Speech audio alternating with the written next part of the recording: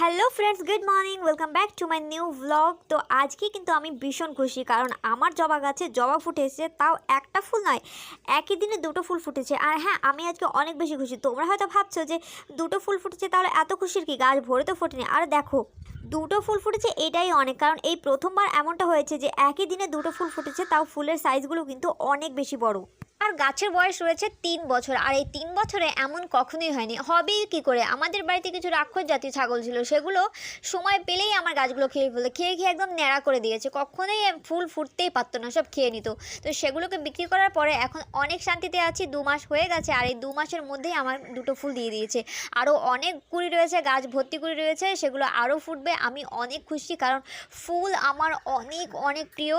আর ফুল তো সবারই প্রিয় হয়, আর এমন সুন্দর ফুল সকাল সকাল দেখতে পেলে অনেক সুন্দরই যায় দিনটা। তো তোমাদেরকেও দেখিয়ে দিলাম ফুলগুলো কেমন লেগেছে, অবশ্যই কমেন্ট করে জানিও। তো ভিডিওটি ভালো লাগলে লাইক শেয়ার কমেন্ট করো, আমার চ্যানেল নতুন আসলে সাবস্ক্রাইব করে দিও। আর দেখা হচ্ছে অন্য একটা মিনি ব্লগে, ততক্ষণের জন্য টাটা।